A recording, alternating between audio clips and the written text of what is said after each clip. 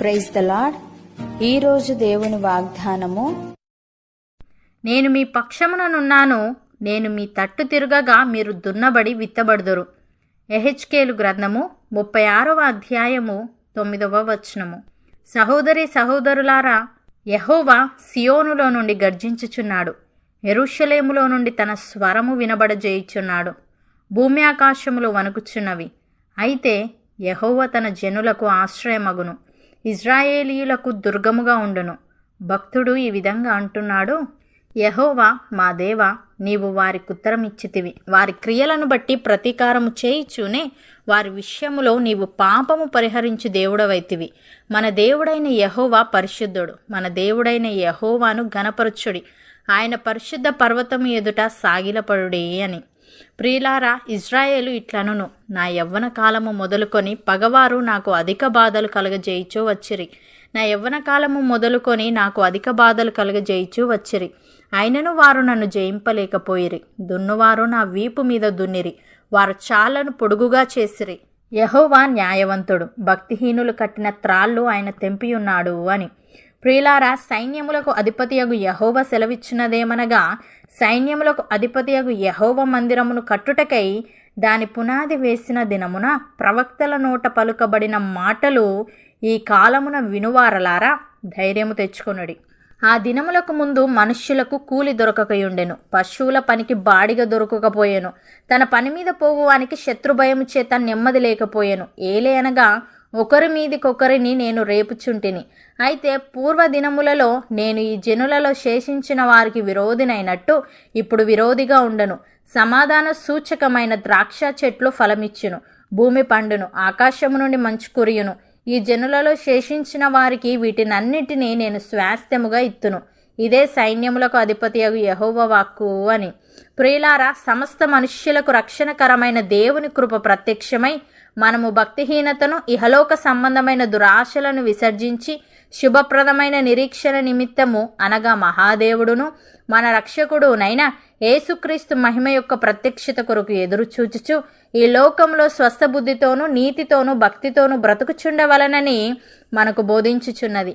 ఆయన సమస్తమైన దుర్నీతి నుండి మనలను విమోచించి సత్క్రియలయందు ఆసక్తి గల ప్రజలను తన కోసరము పవిత్రపరచుకొని తన సొత్తుగా చేసుకొనుటకు తన్ను తానే మన కొరకు అర్పించుకొనెను.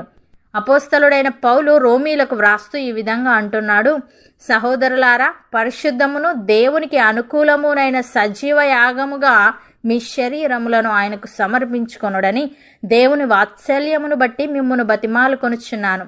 ఇటు సేవ మీకు యుక్తమైనది.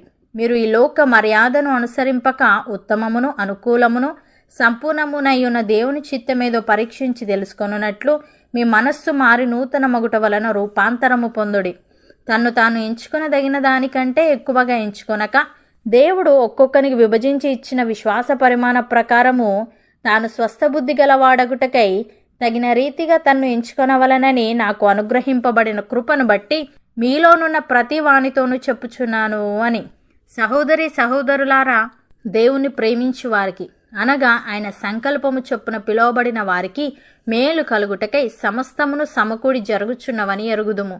ఎందుకనగా తన కుమారుడు అనేక సహోదరులలో జ్యేష్ఠుడగునట్లు దేవుడెవరిని ముందు ఎరిగెనో వారు తన కుమారునితో సారూప్యము గలవారవుటకు వారిని ముందుగా నిర్ణయించెను.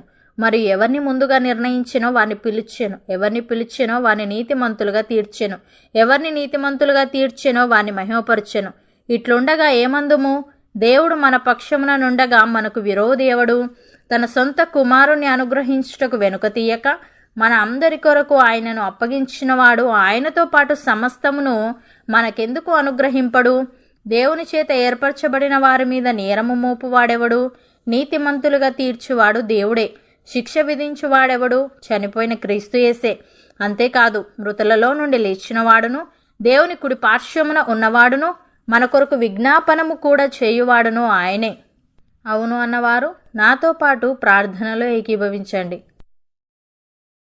పరిశుద్ధుడా, ప్రేమగల తండ్రి, నేను మీ పక్షముననున్నాను, నేను మీ తట్టు తిరుగగా మీరు దున్నబడి విత్తబడుదురు అని నీవు సెలవిచ్చావు. తండ్రి, నీకు స్తోత్రములు. దేవా, మేము నిన్ను ఘనపరిచే వారముగా నీ పరిశుద్ధ పర్వతం ఎదుట సాగిలపడే వారముగా ఉండుటకు సహాయము దయచేయమని, మేము భక్తిహీనతను ఇహలోక సంబంధమైన దురాశలను విసర్జించి శుభప్రదమైన నిరీక్షణ నిమిత్తము అనగా నీ మహిమ యొక్క ప్రత్యక్షత కొరకు ఎదురుచూచుచు ఈ లోకంలో స్వస్థబుద్ధితోనూ నీతితోనూ భక్తితోనూ బ్రతికే వారముగా ఉండుటకు కృప చూపమని, ఫలభరితమైన జీవితం మాలో ప్రతి ఒక్కరికి దయచేయమని యేసుక్రీస్తు నామమున ప్రార్థిస్తున్నాము తండ్రి. ఆమెన్.